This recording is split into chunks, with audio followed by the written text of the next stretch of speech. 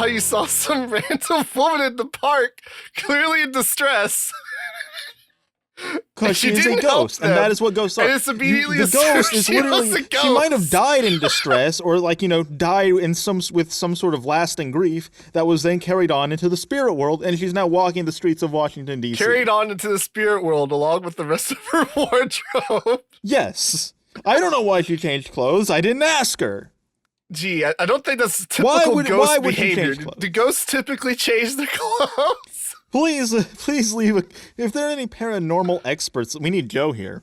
If there are any paranormal experts listening, let us know. Is it common for ghosts to just change their wardrobe? I'm still not really sure if she was a person, why she would have just changed her clothes. See, there are many explanations for this, none of which involve her being a ghost. Hey, this is an anime podcast, right? Hello and welcome to the Weeb Crew. I am your host, Psyotic, and today I am joined by my co-host, Mumi. I'm haunting him right now. We have a very special guest today, as you might have figured out by him not saying anything during this entire conversation. Roger Smith, 2004. We're sorry. You have reached a number. Damn, he fucking ghosted us. God damn. He was like, fuck this fucking shit. He's muted. Fuck. And today we are joined by a very special guest, Roger Smith, 2004. Hello there. So great intro. It was definitely not a mess that I just fixed in editing.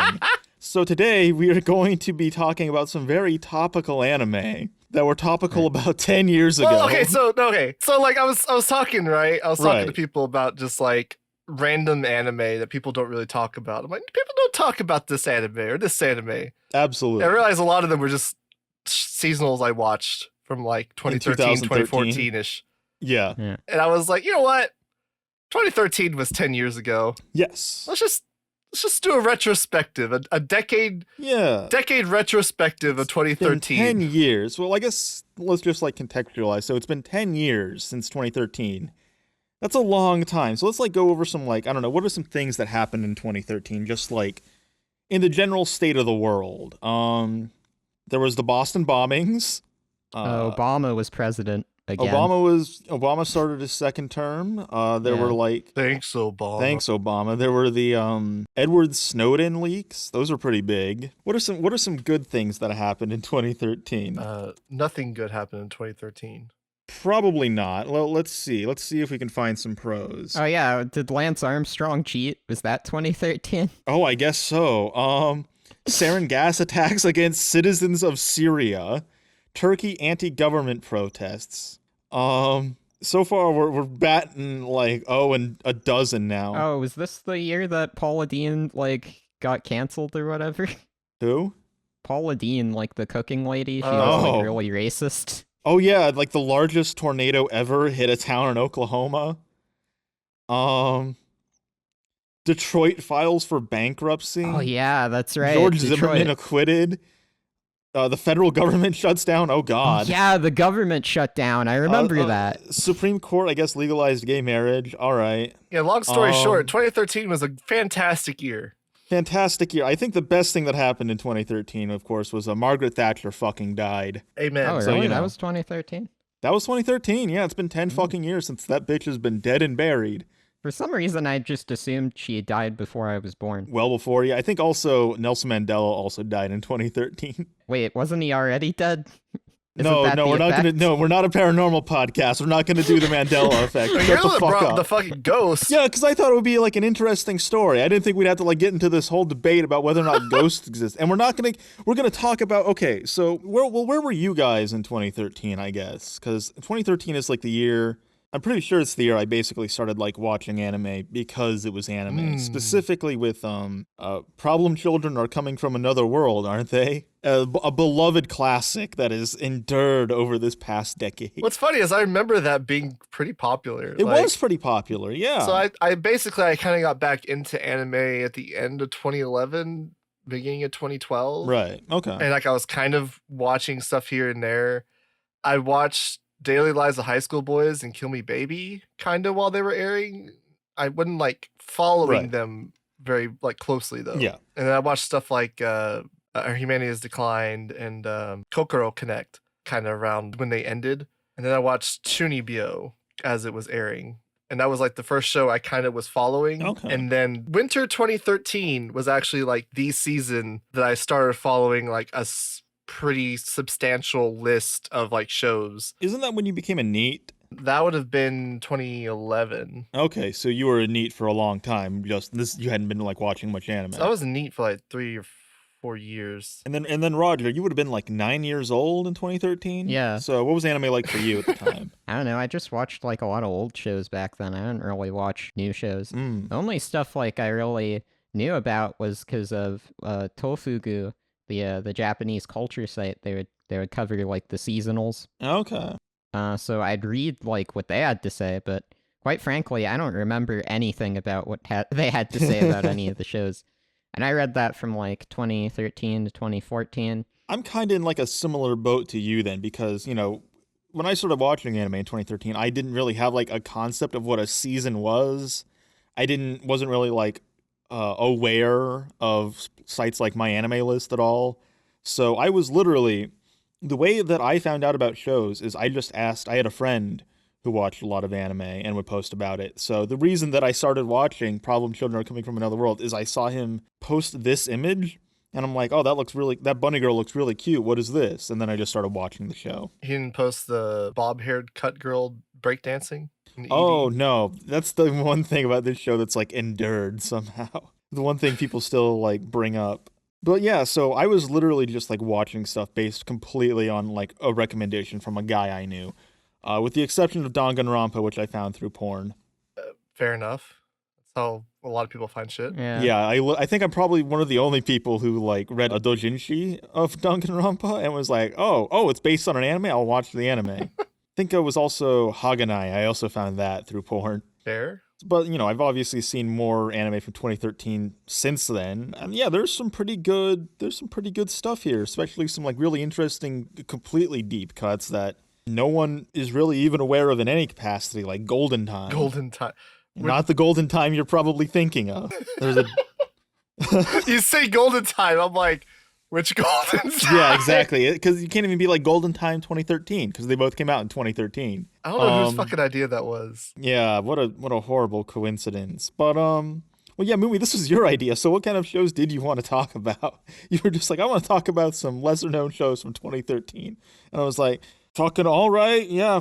Well, we can talk about everything for 2013, but I would like to like go more, like talk more about like shows that people don't necessarily talk a whole lot about, just because it's, you know, you watched it back in the day, you had fun with it, and then everyone forgets about it and moves on with their lives, and it just sits on your list, and you're like, what was that show? I gave it 3. Oh, it was this fucking Problem Children fucking yeah. Problem Children is not a 3.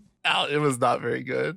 It was fine. I have it at a 7, mostly because, you know, it obviously holds like an important, like, you know, place in my life. But I don't know. I wouldn't say it's a bad show by any means. The biggest problem it has, it's very rushed. It's like 10 episodes. It's 10 episodes long, and it's just plowing through stuff. Yeah, I liked Asuka and her robot, or was it like a golem? Yeah, it was like a weird golem. Dean. I liked how like the main character was just an overpowered, cocky asshole. The main character just looks like whatever the guy is from Terra A. I'm not. Jomi Marcus Shin or Soldier Blue? Soldier Blue. Okay. He looks like Soldier Blue. They would always say freaking in Terra A. They would always freaking say their full names, so I always have them memorized. So it was always Jomi Marcus Shin. I don't remember. I'm not great with like names of characters. Yeah, I'm not Well, either. yet you can somehow just like remember what episode a very specific thing happened in. Just I completely. am pretty good about that. Yeah, I have no idea how the fuck you do that. Well, it's because I spend the mental capacity to remember that, and then for like characters, I'm just like, oh yeah, pink-haired girl. Oh yeah, blue-haired girl. Oh yeah, the rabbit-eared girl. I guess as far as like anime I hate from 2013 that I watched and hated was Corpse Party, which I then rewatched and hated. That's like a Cronexia anime. Yeah, it is. I think I might have actually found it either through PewDiePie, because PewDiePie did like a Corpse Party Let's Play in 2013, or around that time.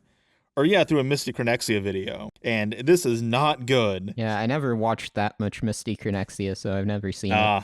Yeah, that was another way I found a lot of anime when starting out, was through recommendation videos like that. No, It's interesting to like go back and look at like the shit that was airing in 2013, because like you start seeing like kind of the beginnings of like some things. Yeah. I mean, you had like the first season of Love Live aired in winter. Really? Wow. First season of Date Alive, which has gone on to be Alive? like this massive property. Attack on Titan. Attack on Titan, what's that?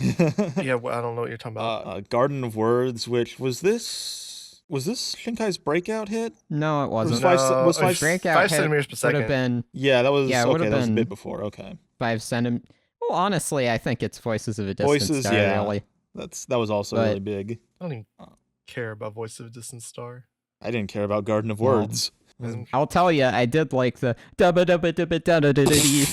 fuck are you talking about? That's the song from Garden of Words. Is it? Ikanaide, ikanaide, da, da, da, da. It's really catchy. I thought that was a catchy track.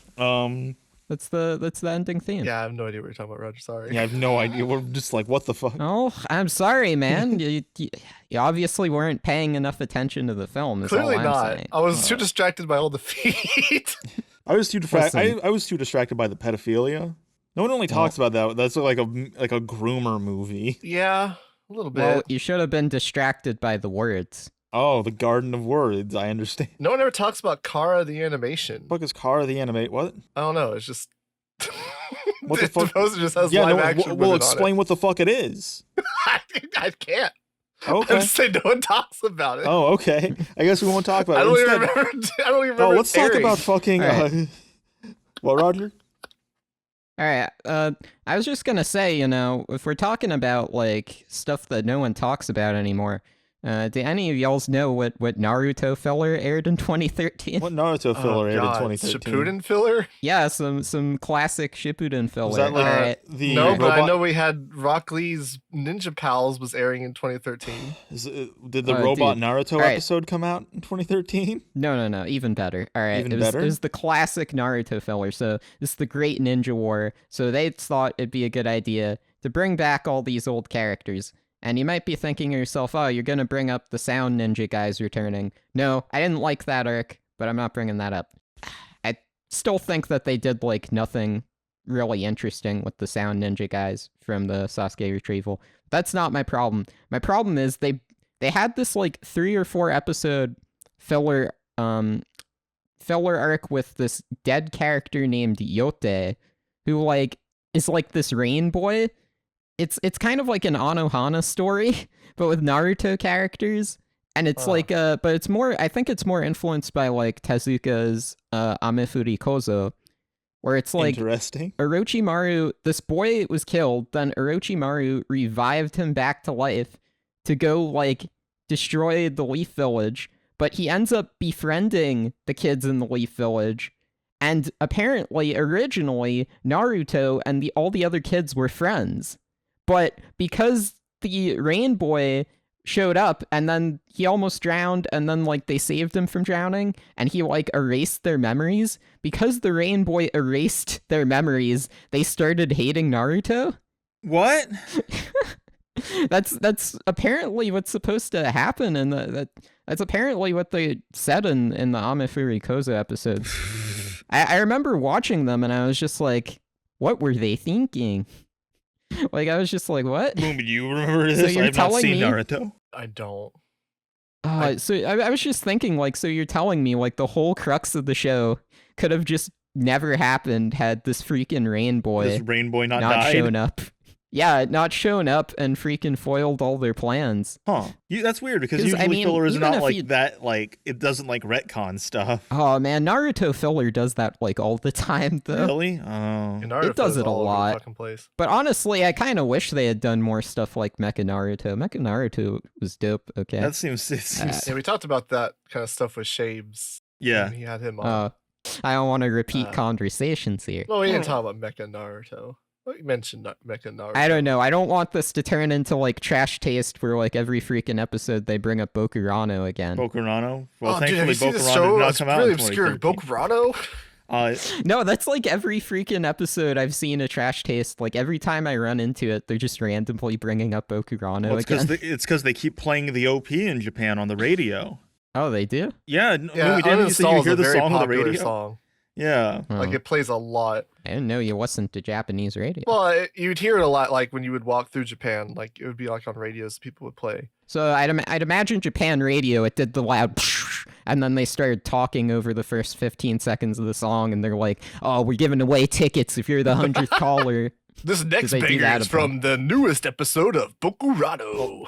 Bokurano is a very traumatic anime. And you know what else is very traumatic? Kotoura-san. Yeah, Kotoura-san was pretty sad. Fucking. I had to bring tissues for that one of the most schizophrenic first episodes I think I've ever seen. Ever? One of the most enduring anime reaction images came out of that one. Yeah?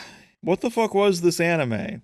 What do you guys? I think it's all right. Oh, It's I kind of hated it, to be Yeah. honest. That's fair. It does lay it on really thick to the point that it's hilarious. I liked the first few episodes, but the minute they introduced the grandpa character is when I knew the show was not going to be hell any no! The good, grandfather sadly. is the best character in the show. Oh, that He just that wants to bang his that's- granddaughter. That's epic. Listen, I'm not here trying to tell people, about this and that, but I will say, I don't know. I felt like once that character got introduced, it felt to me like the show definitely started taking itself down a peg. Not just in terms of the comedy, in terms of the drama too. I think it just got worse. Yeah, the honestly. drama is. I just didn't really like the final arc with the mother. The mother, at all. yeah, that is. It's.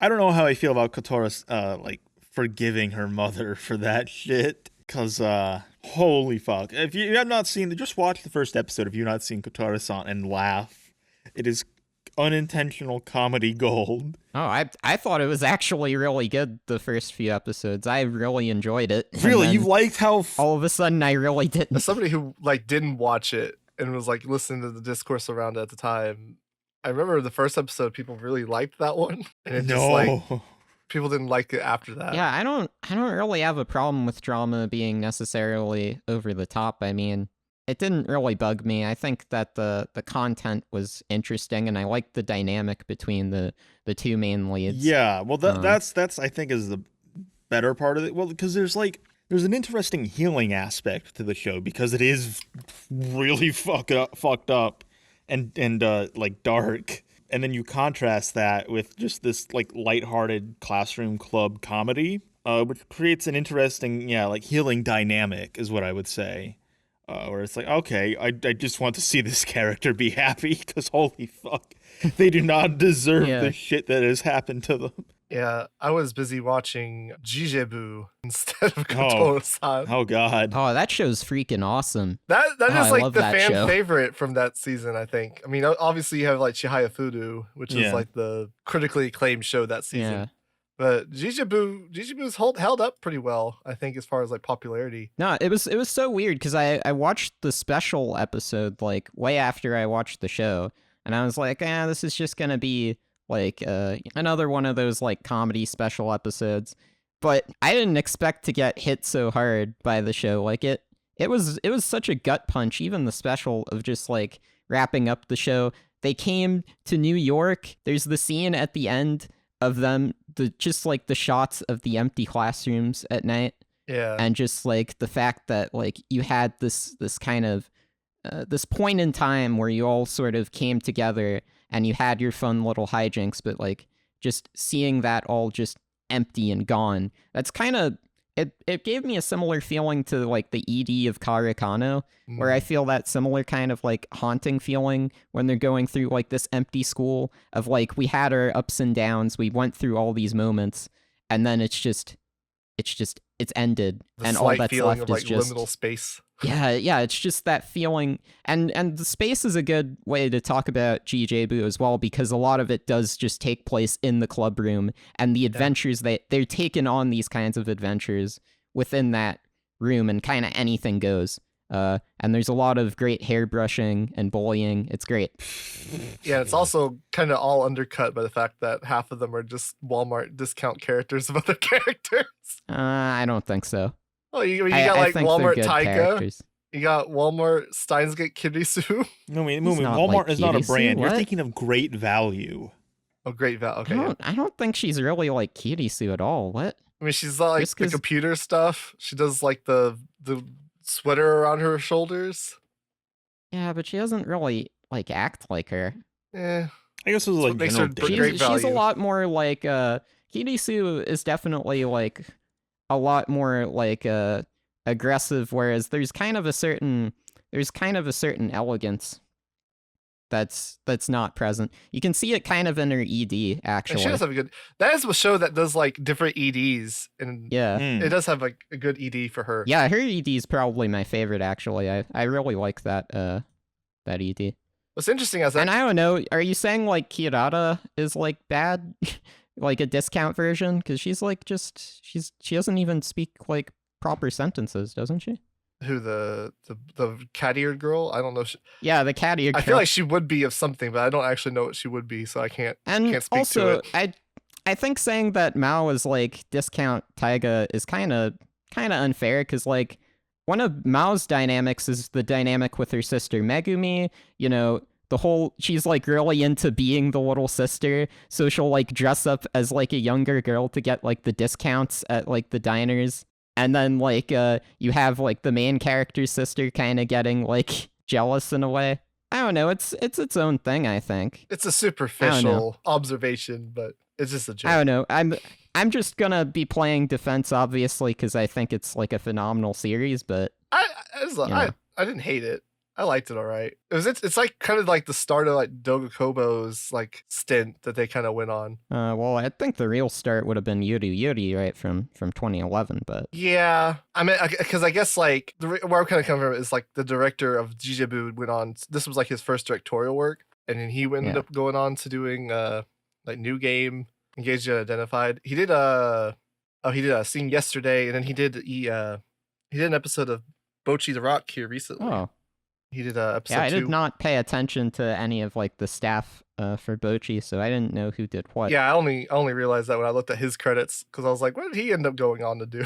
Okay. And that's why he was on All right. Bocchi the Rock. I was like, oh damn, he's still around, still kicking. It's interesting because I'm going through this like seasonal chart, and yeah, there are some shows that just have like either like lasted in the public consciousness, like Kyosogiga, or White Album 2. But then there's also shows that have gone on to just have like a ton of multiple seasons. Non Biori, Encouragement of Climb. What else? The interesting thing about Yama no Susume though is like the first season was kind of like whatever. Really? Because like it's 3-minute episodes. Is it? So it's just kind of like nothing. That's strange. I mean, I watched it basically for just the meme of like mountain climbing lollies. Right. And it's just like, oh, we're gonna watch the mountain climbing lollies show. Yeah. And like the first season was just like kind of whatever. Yeah. And then the second season aired. I actually really liked season 2. Okay. But that was 2014, so we can't talk about that doesn't exist, right? Yeah. Then you have Prisma Illya. What do you got to say about Prisma Illya? See, Prisma Illya, I feel like kind of gets shit on a little bit.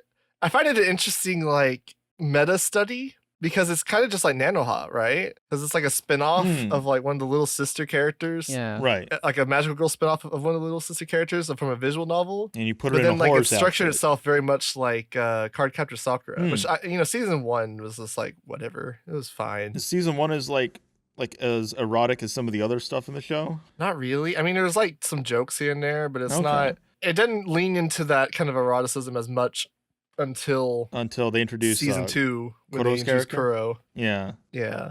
Which hell yeah. Let's go. Season 1 was okay. Okay. All right. Yeah. Well, what about we've got to address the elephant in the room then. What about Rebellion? Yeah. I mean, I like Rebellion. You do or don't? I do like Rebellion. Okay. I mean, it's not like I think it's like the greatest thing on earth, because like I thought the TV series of like Madoka Magica just ended kind of perfectly. Right. So I didn't really feel like it needed a continuation. Mm-hmm. But as far as like, if they felt like the need that they had to make a continuation, I don't think Rebellion is like the worst way to kind of go about it. But then again, it's also not kind of playing Conqueror into... of Shambhala. Conqueror of Shambhala is goated. Don't even. I love Conqueror of Shambhala. I will watch that movie 20 more times. Silly. To be fair to Conqueror Shambhala at least is like an ending, whereas like Rebellion is just like it's a bridge to like more Madoka content, Which is coming out eventually. Eventually. Where that's like the criticism of it is like it's been fucking 10 years now. Rebellion's been out for 10 years. Where's that continuation that you fucking upheaved everything for? Yeah. But yeah, no, like I mean, I think we talked about this with Kai a little bit. I don't know if it was on a podcast, but we've just talked about it. Yeah. Just in passing or whatever. Where I get where he's coming from, because like if you don't like that interpretation of like Homura's character, you won't like Rebellion. But that interpretation was basically perfectly in line with what I kind of interpreted. So I was like, fuck yeah. Okay. I was sitting there in the theater. I actually went and watched it in the theater when it came out. And like that feeling of like when that Being twist vindicated? happens. Well, that it was like when that twist happened, I just started kind of start giggling to myself, and it just feels like the whole room just like deflated.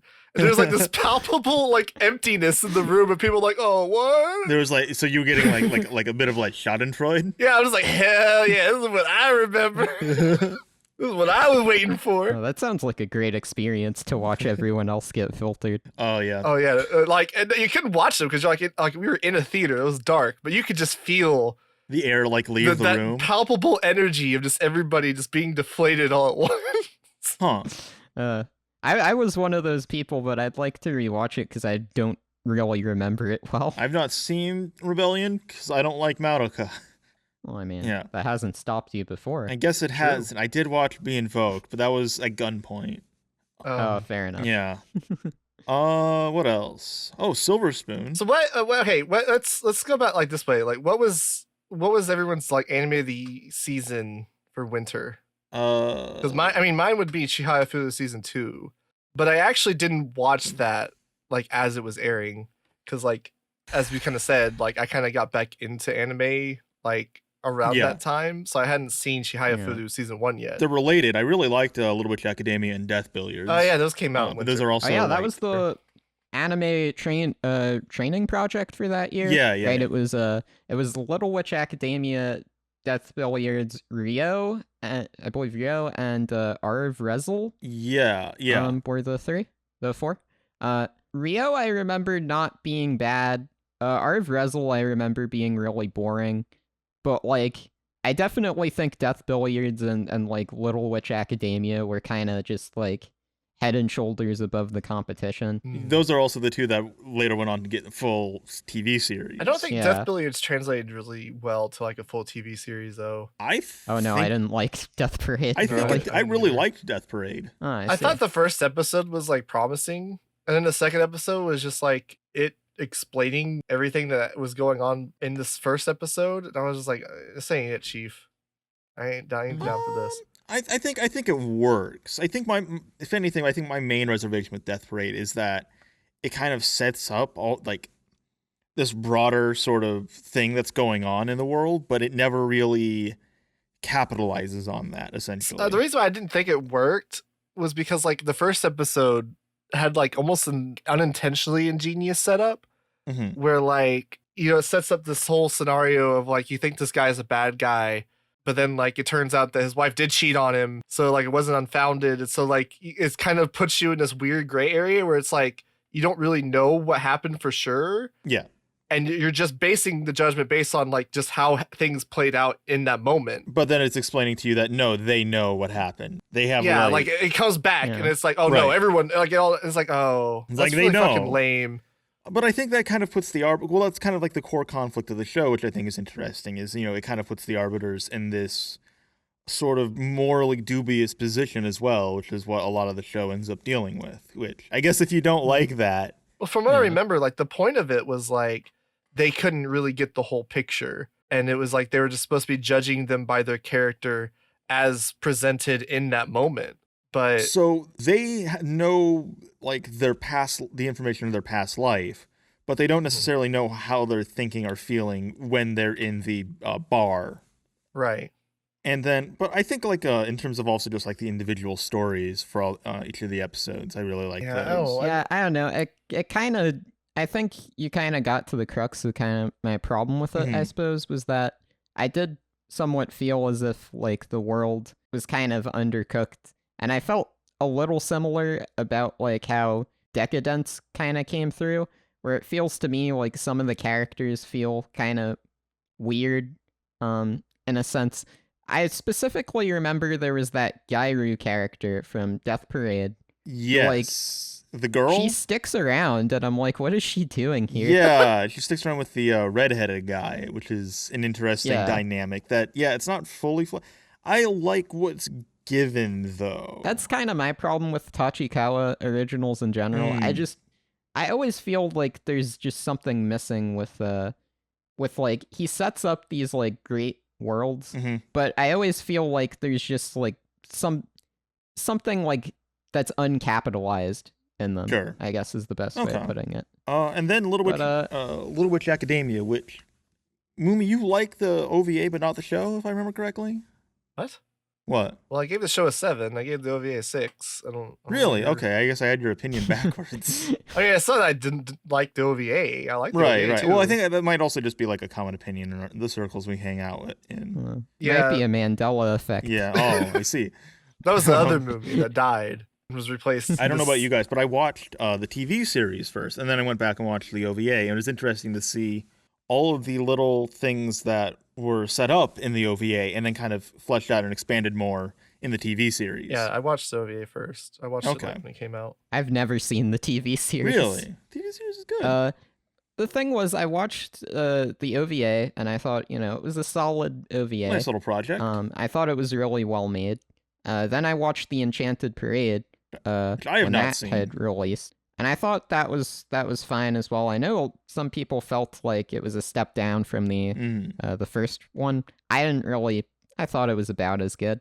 But yeah, I just never got around to watching the show. It wasn't like I didn't think not out of like apprehension, I was like, just like it's just never like come up effectively. I just never got around to it. It's because I pick up so much random crap. Right. Yeah. That just so much stuff like falls by the wayside a lot. I can think of stuff like I had intended to watch 8 years ago that I still haven't seen. So. Yeah.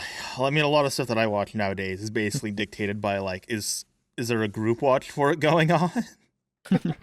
I'm very much it's just whatever random thing I decide to watch this week. But I guess as far as the winter season for 2013 goes, my anime of the season would be Problem Children in terms of just TV anime, because the competition is the second season of Haganai and Kotoura-san. So not really in love with anything. I've not seen like Tamako Market or Maou. Tamako Market was okay. Yeah. Like, I think it had, like, really stand out, like, vignette episodes. Okay. I don't know if it really, like, did anything, like, great. Like, the thing I think of is, like, the episode with, like, her dad and, like, him having the band to, like, ask out her mom or whatever. Like, that was a really good episode. Dayla was... Yeah. I actually did watch Tamako Market because of Demolition D. Okay. Oh, yeah, he was streaming the first episode at, like, 6 a.m., and I woke up really early that day. I was on my PC, and it was just as the sun was about to rise. And it was like a wonderful experience. It was, watching anime as the sun is about to rise, especially a show like that. It just felt right to me. That's how I first watched Serial Experiments Lane. Yeah, I don't really think Tamako Market, watching it on my own, ever really lived up to that one experience, because that's not an experience you get every day. But so I've not seen Tamako Market, but based on this image, so is she meant to be like a Christ-like figure? Yes, she's the Buddha. Oh, I see. Yeah. Really? No. Okay. I mean, it's, possible. Yeah. What? No, see, like, the bird gives her, like, all of her magic powers, and then she uses it to, like, rewrite the shape of, like, the market so that, like, it's like everybody is stuck in the market. It's basically the spiritual successor to Abanashi's Magical Arcade. Yeah, exactly. Yeah. It's weird you bringing up Demo as well and thinking about, like, oh, it's been 10 years. The Anime Man, Joey the Anime Man, put out a video just yesterday saying it's basically been 10 years since he started uploading videos, which is weird to think about, and just how much AniTube as a space has changed. I mean, we're here now. Yeah, he's grown facial hair since he's grown facial hair. He finished going through puberty. So yeah, his face has changed. Stopped his crusade against Photoku. I swear to God, he sold out. Bring back the days when Anime Man used to write on his blog. Was the Anime Man ever racist? Did he ever say like a bunch of like? Because it's been 10 years. Did you ever say like edgy shit? Trying to think. What kind of question is this? Well, it's been 10 years. I think it's time to cancel him. Well, if that's 10 years, it makes it retro. Oh, okay. The anime man is a retro YouTuber. We had to make Joey go through his apology arc. Yeah, I don't know if I can cancel the anime man, but you know who I can cancel? Mr. Anime? The author of Maou-sama, because he evaded his taxes. Oh, no, that's based. I don't know what you're talking. Why would you cancel man evading his taxes? That's awesome. Oh, that's what he could be canceled for, because that's what I remember Yeah. is he evaded his taxes. It was weird. The year was bookended by his adaptations, right? With Maou, and then Log Horizon at the end of the year. Oh, it's the same guy. Interesting. Yeah. Yes. That's why they both got arrested. They're the same Yeah, that's guy. why they both got arrested. Now, I haven't had any experience with Log Horizon, but I do remember watching Bito's video. What was it? Moe will mobilize you. And I remember watching that video, and I remember a point in that video was essentially that this character is kind of like this cutesy character, and because they're a bunch of nerds playing video games, they use that cutesy character saying these kinds of things as a mean to motivate them and to to basically manipulate them into doing, what they want them to do, right? And it wasn't Akihabara. Yeah, and I was thinking to myself, like, at first I was kind of offended by that. I was like, I wouldn't just listen to something just because a character I like told me to do it. And then I thought longer about it, and I was like, would I? Start getting gaslit, thinking that you would actually do it. And the answer to that is no. I would fix him. It's interesting. I didn't actually think. I've never actually thought about Maou.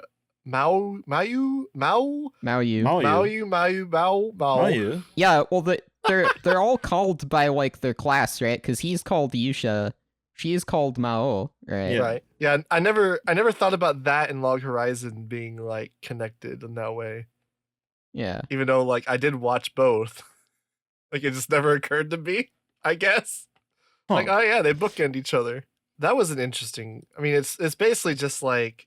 It kind of just feels like a Spice and Wolf kind of show. Yeah, I've never watched Spice and Wolf. I know Gil really likes the show, but he's not with us right now. He can talk about the show in the comments. Yeah. He can talk I feel about like the show he's in with us. post. Fill that parasocial relationship. Yeah, Senran Kagura anime, which looks exactly like something I would like. Oh yeah, in winter there was also what was it? Wait, you wanted to talk about Senran Kagura? Oh, I'm just saying hot, sexy fighting girl anime. Yeah. Yeah, I didn't watch that one. I want to watch it. I didn't either because I figured they wanted you to play the games. I did watch Vivid Butt. Oh, Vivid Butt was. You know they would be too cowardly to make a show like that these days. Can't make Vivid At least Butt. with the productions. At least with the production it had, like it was a really crisp looking show. Yeah? Well, it had like full on transformation sequences. It had like, pretty good action scenes. It had a lot of transformation sequences. It also had the yellow-haired, the yellow girl. Yeah, the computer. Yeah, girl. she actually like pissed in bottles. What? Well, yeah. Yeah. So like she drank like in the show, she's seen drinking like this grape soda a lot. And if you're paying attention, you can look on like her kotatsu at points. And like the bottle with the grape soda doesn't have like a purple liquid, it's just got yellow liquid in it. Like she's just been pissing in her piss bottle. How did she do that? Well, you put your urethra hole to the bottle and you take a piss. Can girls do that? Yeah.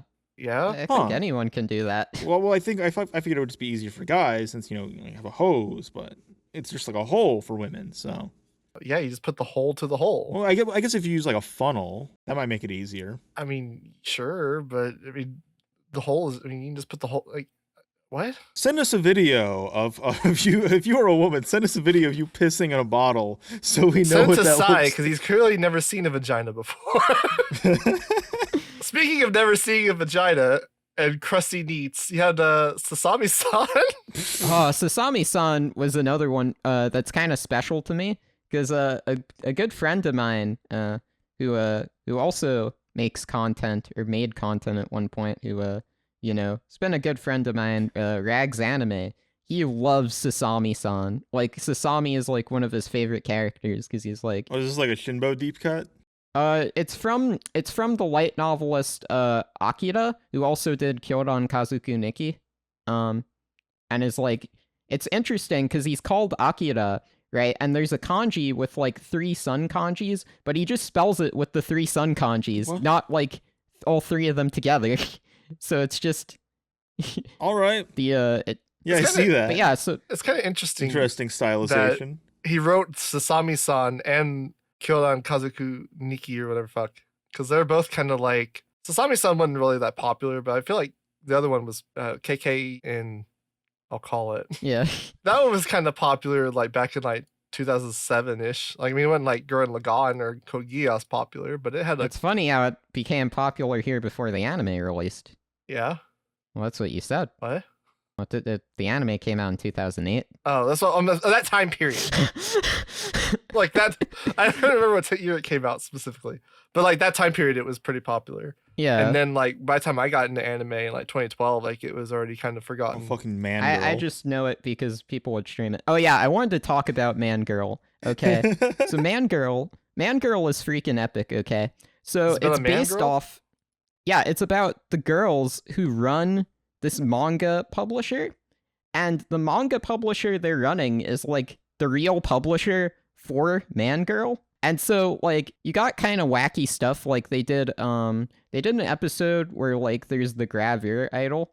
And so the main girl, who's like one of the heads of like the running the production and all that, she like offers to like put nudes into her freaking manga publication.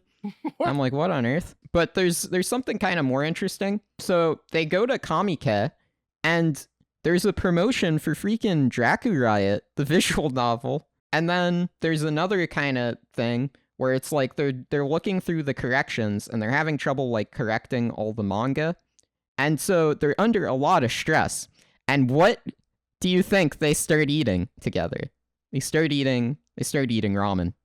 Oh. And I'm like, they're eating ramen together to get over, you know, a stressful time. What? And then there's just other stuff too, like freaking. So like one of the manga they publish is just Utawaru Mono. Like it's legit just like a manga adaptation of it. it's more or less. So it's like supposed to be a cyborg version of like this old historical figure, but he just looks like Hakuro from Utawaru Mono. And this is in the show. Yeah, in the but show. This isn't a real and then manga. that eventually gets adapted into a manga, adapted into an anime by the anime department. But then the biggest plot twist of the show, I'm gonna spoil it. So if you don't want to be care about spoiled by spoilers for Man Girl, I guess it would technically be Mon Girl since it's a manga pun. I'm calling it Man Girl. All right. Spoiler alert for Man Girl. At the very end of the show, the anime department rushes in and they say, I've got news for you guys. Man Girl is getting an anime adaptation. Oh my Oh, god, shit. what a twist! They just look at the camera. That's a good way to end a show like that. And check this out. It's only like what? Well, 14 it technically episodes? it technically ends with like the special, which I mean it's kind of fun. I mean you can finish it in like an evening or Yeah, whatever. it looks like something like I that. wish more of you could see more of the characters. Like I would have liked to see the blonde Ojo from the anime department more because she was kind of fun in the special. Okay. You say Man Girl was your anime of the season? No, I would have said GJ Boo. Oh, GJ.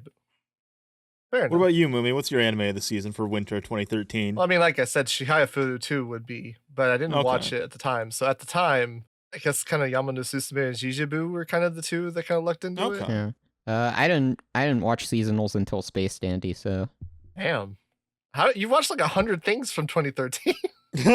yeah, I watched them all because I was gonna do like a best of the decade list. Oh. So I prepared like a year or two in advance by watching like all of these random 2010s anime because a friend of mine was also trying to do a best of the decade list. And so he was also watching all of these things. So I was just like watching them on my own too. It's just also how I watch things where I'll like pick a random season or whatever and I'll be like, "Oh, I'm going to watch all these random things from fall 2008." For no reason. You do watch some interesting stuff doing it that It's way. just how I watch things. So, spring 2013 is a much bigger season. Let's talk about the most popular show of the season, Yu Yu Shiki. I Yushiki. watched an episode of Yu Yu Shiki with my sister, and we were both really confused by it. Well, you see, what you're supposed to get out of Yu Yu Shiki is the one girl is actually imagining the other two girls, and they don't actually exist. What? Yeah, Yeah, see, we just were wondering why the other two girls weren't just one character. Well, they are. And I know... That's why, like, in the eye catch, like, you just see the girl with the two, like, hand puppets, and, you know, it's on her right and left hand, and, like, when you see them in the show, they're always on her right and left. Like, it's clearly just telling us. I know some, like, diehard Yu Yu Shiki fans will say that as sacrilege, and to be fair to me, I only watched one episode a few years ago. I've watched all of Yu Yu Shiki. I wasn't, like, in love with the show. Not like someone else we know. You wouldn't take it out on a date? I recommend it to Zen. Yeah. Who's in our server.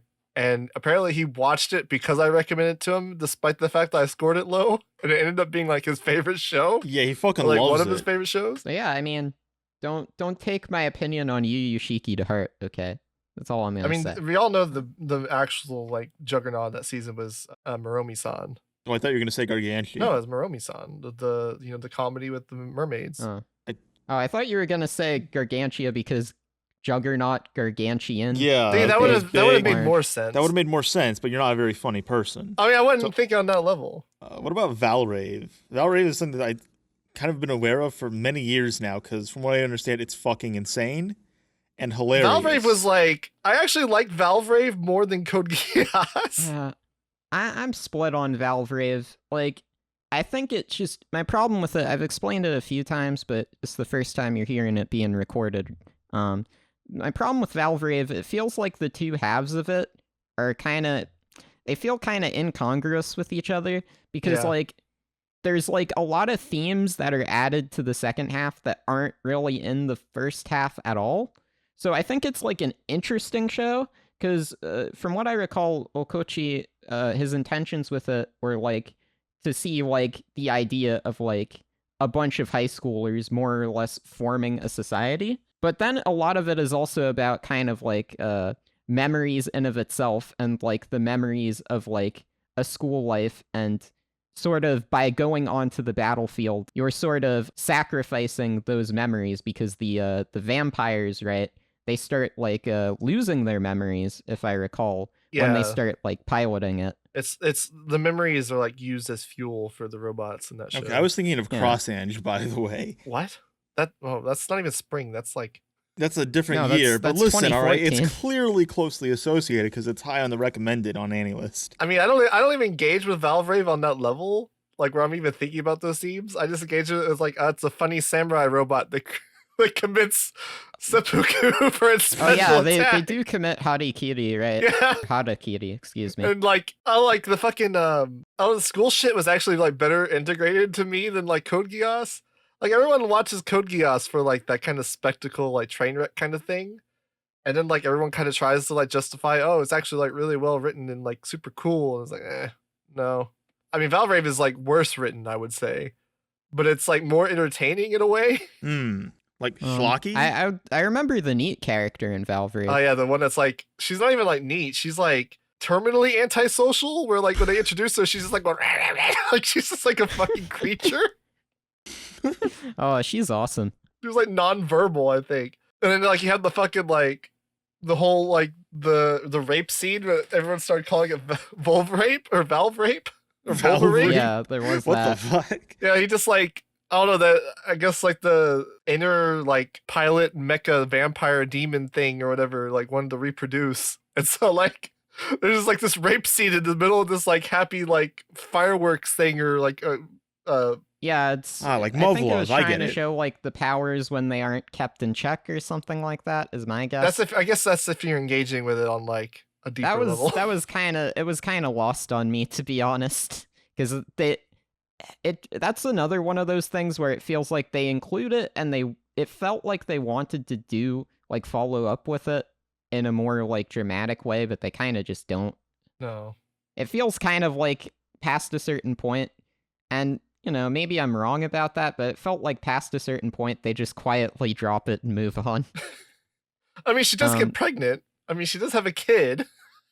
So that is true. It's not like it was just like totally forgotten. Well, I had heard it was intended to be a 50 episode series. But I'm not sure if that's true. I don't want to be I don't want to be like when y'alls were covering Hoshi no Samidare and you said that Gainax opted to do panty and stocking instead, even though that's totally a fake interview.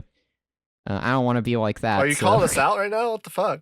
Well, but yeah, I guess in line with mecha shit, we can't talk about a little bit of Gargantia, but like that was a decent season for mechs. I mean, you had Valvrave, you had Gargantia, Majestic Prince was a fan favorite. Yeah. I've heard good things about the robot fighting in Majestic Prince, because that's what is that? Is that Studio Orange that did the Dogakobo and Orange? Yeah, that's been one that like I've been meaning to watch for like fucking ever, and it's just been on the back burner. What about the Hentai Prince? Oh yeah, do you remember when Hen Neko was featured on The Daily Show? It was? Yeah, with Jon Stewart. What the fuck? I think. I feel like I feel like I vaguely remember like seeing Tsukihi or whatever her name is like on The Daily Show or like yeah, something. because they were talking about hentai, so that I guess that was the first result they had. Hentai It was Neko? on The Daily Show. You could probably find it on Google Images. It's like Aereo when she was on fucking Fox 4. Oh, that's just Fox hentai. News. Oh, you might not want to. Type in hentai into Yeah. YouTube. Thank God I'm Yeah, not I think I screen remember recording. seeing the image posted around for like. I might also just get Daily Show porn, like fan art, by typing in hentai. Yeah, see, it makes an appearance at The Daily Show. Oh, there we go. Yeah, look at that. Yeah. You know what? I think I also remember this because I remember the him making fun of the of this logo. Yeah. What did y'all think about Gargantia? Because like I guess that's like the beginning of like when Urobuchi just started doing what like the first and last episode of shit, and just like, oh yeah, have fun. And then he just disappears. Interesting. Oh, he did that with like that and Elno Zero. When I watched Gargantia, I wasn't really coming at it as like a Urobuchi vehicle really at all. I was kind of coming at it from like a big Nitro Plus collab with all like the Nitro Plus staff, and then a sci-fi director Kazuya Murata, who would later go on to do Aiko Incarnation and what was the other one? Kato. I'm just not like huge into Murata's stuff, to be honest. Gargantia, I think, had like it like looked really good. I really liked the setting. Looks pretty nice. This main girl is really cute. Yeah, she has a Figma you can go buy. Oh, really? I didn't kind of like how they shafted her near the end. Oh, that sucks. It felt like she kind of ended up playing second fiddle, and like none of the twists really did much for me. It felt kind of classic Urobuchi twists. I mean, they literally are classic Urobuchi twists. It felt more like a Murata twist, honestly. Murata also does twists like that. He did that in Milos. He did that in... Well, Kato wasn't really his twist. That was more Mado Nozuki, the writer. Mm-hmm. But Aiko also had a twist like in Gargantia as well. I don't know. It ended up feeling kind of like less remarkable than I felt the initial episodes kind of were, giving me that impression. So I felt a little underwhelmed, I guess would be the best way of putting it. That's fair. Mecha designs kind of look like babies. You're talking about mecha. You're talking about how it's a great season for mecha. However, Attack on Titan came out in the same season. It is a meat mech. It is a meat mech. It's deeply inspired by Muv-Love. Yeah, where were you when you first watched Attack on Titan? I think I was in some random person's house watching it on a laptop. 2015, probably. I had heard so much about Attack on Titan because it was like so fucking popular 2013, 2014. Everyone was talking about it. You know, people who didn't even watch anime. I distinctly remember I had a friend who I was in a band with telling me about it and how because of the character designs, you know, you couldn't pick out the main character, and it was also like, oh yeah, there's like no plot armor and stuff. And then I watched it, I'm like, yeah, there's fucking plot armor everywhere. What the fuck are you talking about? Yeah, it was so weird to me that they like kind of sold it as, oh, nobody's safe. When very clearly, to me, I felt like the first season had a pretty consistent cast for the most part. One Marco. I mean, Marco dies. Marco, who the fuck is Marco though? Literally nobody, but he was in there for like 3 episodes. Like he dies, and I'm like, who the fuck was that? And then well, Aaron's mom died. Also, those 3 jobbers get killed. Yeah, Levy's squad. Yeah, and Aaron's mom. Yeah, Aaron's mom. Attack on Titan is one of those things where it's like my opinion on it has just progressively soured as time has gone on, especially with like. I was already kind of like pissed at it before the manga ended, and now that the manga ended, based on that ending, I'm just like, oh, so this was all completely pointless. Yeah, Even when I was like my opinion of it was degrading over time. People were like, no, dude, trust me, all right. The ending, it's gonna tie everything together. And then the ending happened, and everyone was mad, and I was laughing, them being like, I fucking told you so. Yeah, I kind of fell off of Attack on Titan like halfway through with the manga. Yeah. But I started reading it like. Did you get to the basement reveal? No. Okay. Like I already fell off from before. You already fell off that. That's like the real halfway point. I fell off like around the time Levi like took out 4 dudes that were like trained assassins that had guns and Symphogear, and I was just like, what the fuck is this shit? Oh, it's so schlocky. Fuck off. It'd be really fun if it didn't take itself so goddamn seriously. Yeah, I remember I had friends that I watched the first season of Attack on Titan with. Yeah, and they kind of just fell off like after the first season, but we had fun watching it together. Like just like, hey, let's watch a few episodes. Yeah, I watched the first episode with my sister, and she was like, "Oh, what do you think?" And I was like, "Oh, it was okay." And she was like, "What, really?"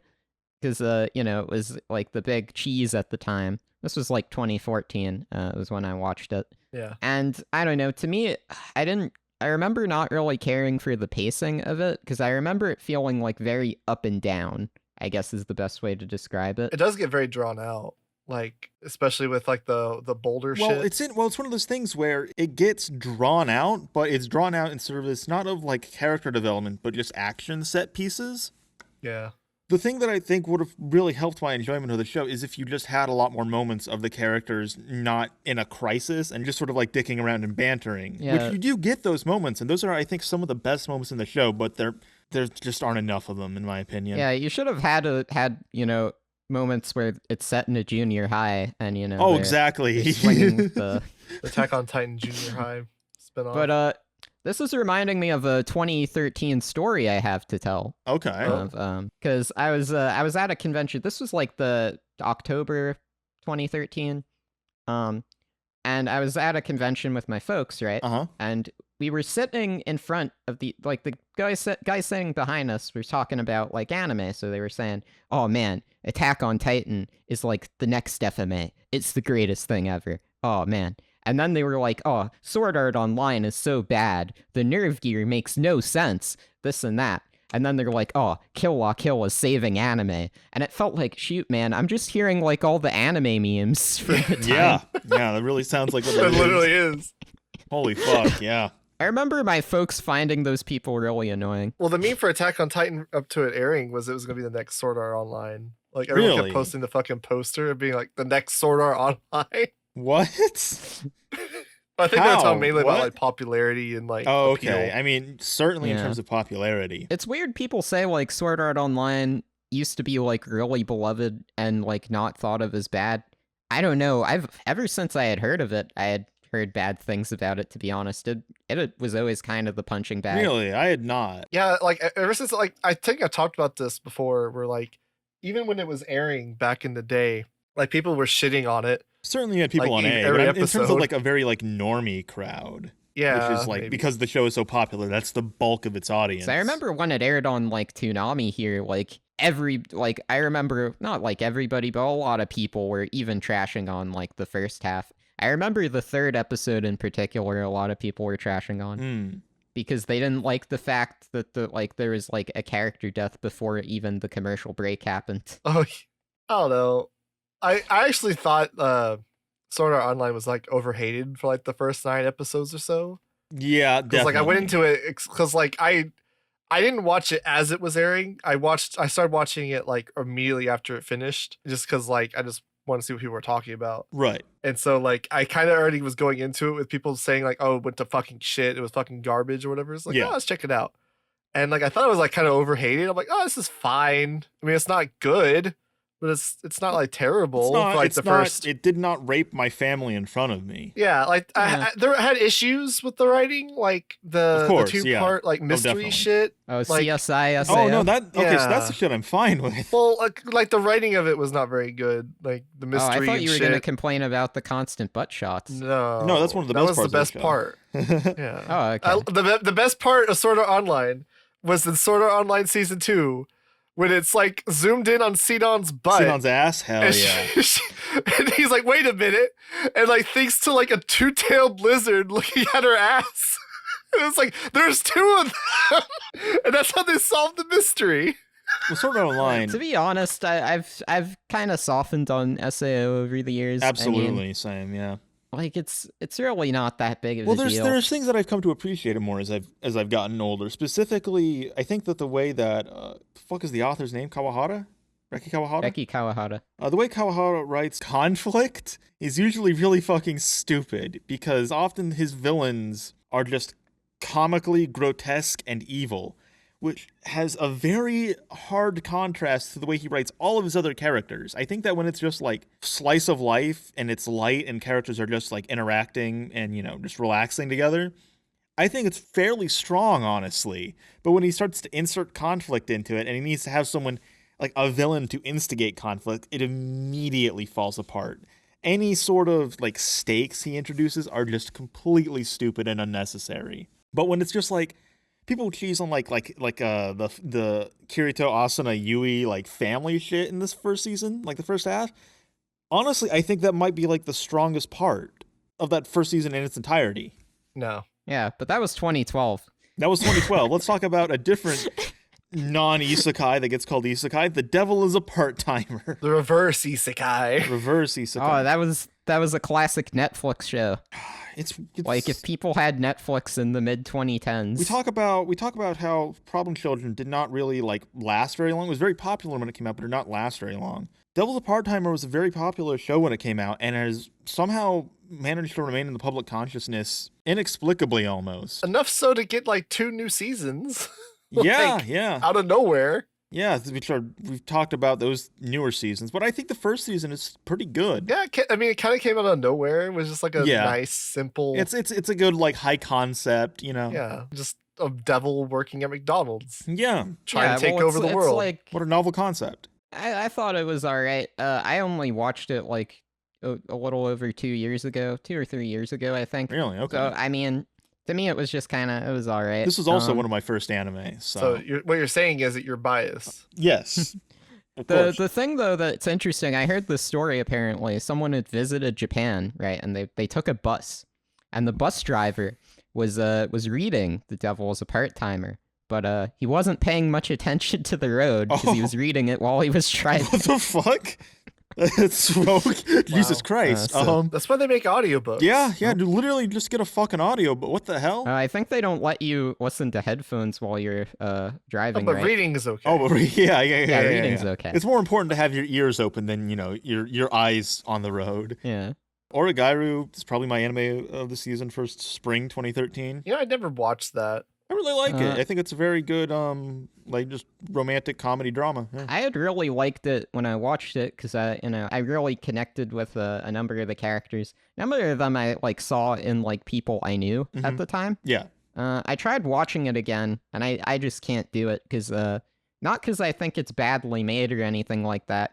It reminds me too much of myself from when I watched it, and I'm like, I can't do this. I'm sorry. Yeah, that's completely fair. That's why I still haven't watched the last season. Yeah, I have also not seen the last season. I will say I tried watching the first episode of the first season, and I was a little uneasy, but I was still fine with it. And then I was like, I wonder if I start the second season, how I'll rewatch the second season, how I'll feel about second that. Season gets so more I did dramatic. the first episode of the second season, and I was just, I had to stop midway Just through tapping the out. episode. I was like cringing at myself too hard. I was like, oh shoot. Well, the other cringe show that season was Akunohana. Akunohana, Jesus Yeah, H. Christ. Akunohana. Well, what do you guys feel? I've not seen this show, and opinions I've seen on it are fairly mixed. I don't like it, mainly because like I read the manga. Okay, is the manga better? And like the manga works for what it is, and I feel like Akunohana kind of leans like the anime. It kind of leans too much into like the farcical side of it, because like it is kind of silly. Like it's almost like a Catcher in the Rye, where like you're kind of meant to like be laughing a little bit at the main like characters, like how like edgy and like juvenile they are. Okay. But I feel like it's just okay with like just the regular kind of character designs. Them kind of leaning into it with like the rotoscoping and like the weird choices, like giving people unibrows and shit. It's just like, Why? Like, The rotoscoping seems like a very controversial decision. From what I've seen, the show is otherwise fairly well directed from what I've seen of it, but well, yeah, same guy obviously is there's like stuff. what, Mushishi? Yeah, it's Hiroshi Yeah. Nagahama who did Mishishi, The Reflection. You remember that one? Uzumaki, doing which the is new Uzumaki. hopefully, I swear to God, if Uzumaki got fucking 86th because of the merger between Warner and Discovery and Warner. HBO just fucking killed it. Yeah, I don't think it's done. I think it's gonna happen at some point. I It's just getting delayed to Kingdom Yeah, Come. I mean, I'm fine with waiting. I just hope that, it didn't get canceled. Or better, or even worse, honestly, is it got finished. And then they did that fucking thing where they just don't release it and use it as like a tax write-off, which is fucking stupid. Oh, that would be pretty lousy. But yeah, with Aku no Hana, I actually thought the rotoscoping was kind of cool. It added to kind of the uneasiness of it.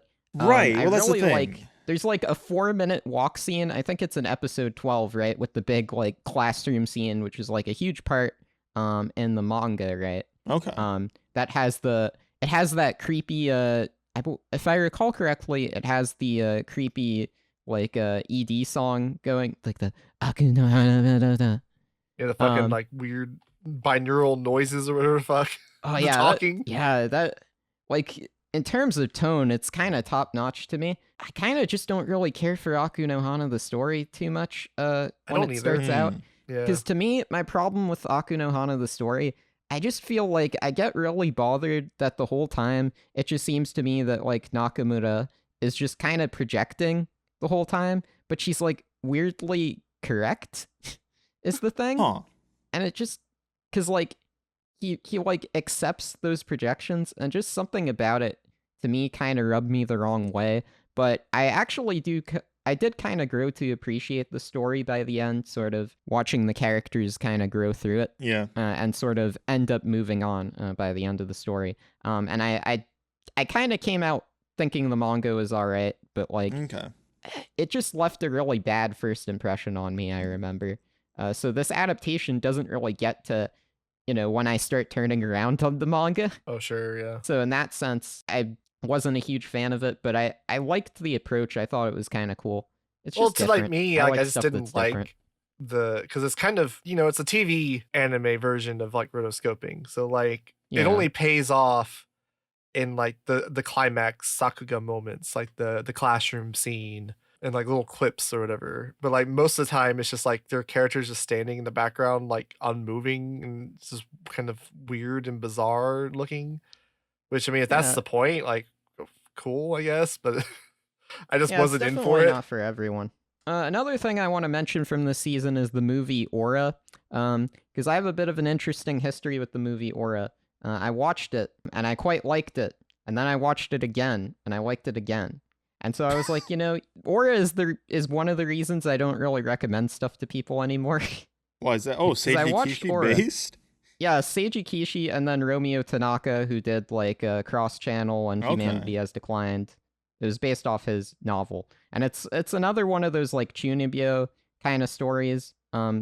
It's very similar actually to Chuni, but it takes kind of the opposite interpretation of it. So I actually like watching both and kind of comparing like how they perceive what it means to be Chunibyo. And I wrote about an essay about this in my story pitch, and I got a B+. Oh, Oh, nice. But- nice. Hell yeah, let's go. But yeah, so I really liked this movie the first couple times I watched it. So then I was like talking to Shabes on Skype, and I was like, oh yeah, you should see this Aura movie. And he really hated it. Oh, And I was God. like, ugh. And he disliked it so much. He's like, oh, why did I waste my time watching this instead of something else? And I was like, oh man, I really screwed up here. And ever since that time, I've like really not liked recommending stuff. That was a traumatic you just, like- experience, is what you're saying. He's just like, you should watch this thing I really enjoyed. That sounds so out of character for Shabes. Yeah, and then other people watch it and they also think it's like a bad movie. So I was like, oh man, is Aura just a bad movie? I don't know, man. That B+ doesn't lie though. Have you have you seen this movie? So this is like one of those I've been meaning to watch for fucking ever. Because I think it's written by... Yeah, Romeo think- Tanaka, The Humanity Has Declined. Yeah. That's what I was Yeah. like, am I hallucinating that? And But yeah, the it's the same guy. The same staff for the anime too. So I've been believe. meaning to watch it like since it was announced, and I downloaded it and just never watched it. Well, we'll do a group watch in justice. Yeah, do a group watch and tell me how bad it is. What do you mean you're gonna come group watch it with us? Yeah. You're gonna take your B plus paper. I and don't you're gonna think I want to explain watch things that movie. You just said I really like this movie. I'm not gonna watch. I don't want wanna to watch it. What the fuck? Oh. Hey, so this is me getting to this part in editing. We already group watched this movie, and I think we both thought it was pretty good. The main girl was cute, though oddly kind of like sexualized at points. The main guy was like a Sephiroth LARPer. Overall, yeah, it's just a cute little story, but it was a good movie. Would recommend. Back to the episode. Is there anything else? Oh from yeah, this and scene? Ayura's another one. I was like, so I really wanted to watch Ayura because the director of it directed my favorite anime movie, Nerawareta Gakuen. And he also directed Morio no Hako and Grimgar. It's Yusuke Nakamura. He also did Run Melos in Aoi Bungaku. So I watched this Ayura show, but I was really tilted that night. Like I was really angry. So I don't remember a single thing that happened in Ayura. Oh, that sucks. Because I was just like, I was watching it and I was like, there's like crabs in it is all I remember. But I was just in a really tilted mood, and Ayura was just like not. I just could not bring myself to like truly focus. Pay 'cause I was just attention. so Yeah, angry. that's the worst thing for me. Is like I don't want to watch. The worst thing is I don't remember what I was even angry about. You were just upset. Yeah. You were angry that the Is there- sequel to Lucky Star was just an ONA that was 5 minutes long. Oh yeah, that's when they got Yamakan back. Yeah, Miyakawa Ke no Kufuku. Yeah, I'm surprised Yamakan agreed to direct it. Was he now considered qualified? Yeah, I guess so. Is that your favorite season of Lucky Star? Because it's about food. I've never seen it. Oh, Is there anything else from this season we want to talk about, like Saint Denis-san or Kickheart? I want to talk about Red Data Girl, because there's a few interesting things to discuss with that. So firstly, it was made for Kadokawa Buncho's 65th anniversary, which means this year is Kadokawa Buncho's 75th anniversary. Oh, so yeah, I look wonder at if they're that. going to be making anything to celebrate that. Secondly, the author of this is like a very like famous novelist in Japan and like very beloved, won a lot of awards. But Red Data Girl is not a beloved show at all, because from what I understand, it was one of those like rush job kind of series where they kind of just like took the story and they rushed through it. But it's apparently a very acclaimed, it's like 6 novels, I think. It's apparently very well received. I tried watching it. I watched like half of it. I'll probably finish it in a few days or something. It started out fine, but it just started getting really overwhelming because it started feeling really rushed. But the other interesting thing about Red Data Girl is that the town of Reading, which is somewhere in one of the European countries, had a hashtag, had like an RED hashtag or something like that. Or is it RDG? It had a hashtag, but it was the same hashtag that Red Data Girl was using when people were live tweeting it. And Red Data Girl's hashtag was so popular compared to Reading's hashtag, and Reading's hashtag they used for like local news and stuff, that Reading had to develop a new hashtag because Red Data Girl was like overflowing the results. So imagine you're just trying to look up the news on Twitter, and you get hit then with you this just see anime people bullshit? posting about freaking Red Data Girl. That's pretty good. Hope It nothing, like, actually made important like newspaper headlines over there. But that's all I have to say. I feel like Spring had like a lot of like big sequels that I always kind of intend to go back to, but then like when I kind of got into anime, Emo. yeah, it was like stuff that I was like, oh, this actually isn't like a high Naruto-san. priority kind of thing for me. Never got into Railgun. What was your anime of the season? Probably Hataraku Maou-sama. Mine would be Origami. Attack on Titan. Oh, you like Ori-Imo? I don't think you've seen season 2 of Origami. Oh, I thought you said Ori-Imo was your anime of the season. No. Oh, okay. No, I've not seen it. Yeah, I'd say Origaru, just because I like Devil's a Part-Timer. Fucking hate Attack on Titan. Garden of Words was boring. I don't really remember much of Date Alive. Yeah, I don't even know what I'd put for my anime of the season for this. Aura? Should I be daring and just put the movie Aura? Yeah. Yeah, go for it. Hell yeah. All right. Yeah. I support you. All right, fine. Then I'll go with Aura. Summer season. Now, Summer is the one that I watched a shit ton from. No, Oh, Summer was dear. a good season. Yeah, Summer was kind of stacked. Some of the stuff that I watched was not that good though. Ripperoni. But yeah, you had a lot of shit. If we want to talk about the ones that are like the big names, I guess, just to get them out of the way. I mean, you have like Monogatari season 2. Monogatari season 2, Yeah. which is great. That is the big name. That's probably That is the all big like name. most people's anime of the season. Yeah, it was one of those. I know people stopped Monogatari at season 2. A lot of people. I mean, it's a fair place to stop. Yeah. Because I think it's because, like, what is it? Hana Monogatari is like 2 hours or something, depending on what release you get of it. So people are scared to watch like 2 hours straight or something. I mean, it's an OVA. It's like 4-episode OVA. Hana Monogatari was literally just supposed to be in season 2. Huh. I think I'm saying that as everyone's experience when that was legit just my experience That's only. weird. It's just- so I'm just projecting. I mean, Hana Monogatari was literally supposed to air during season 2, and they just like ran into production issues, so they just cut that. They It was moved like, it oh, to we'll the air end, this which I later. think that makes the ending of second season more. It sticks with you more, I think, because see Hana that. Monogatari obviously takes place well after Right. the rest of the series, and the way second season ends is like a big like, whoa, holy, wait, what? Yeah, you would have kind of gotten spoiled a bit. Yeah, it would have kind of taken. It would have taken away from that oomph. Which I guess is kind of the point. I'm sure he wouldn't give a fuck. He would have deflated the shit out of it. Yeah. Well, because Hana Monogatari is originally in the novels, it's like in the middle of second season. Watamote, I do not like. I wouldn't say I hate it. I just think it's very Really? boring. No.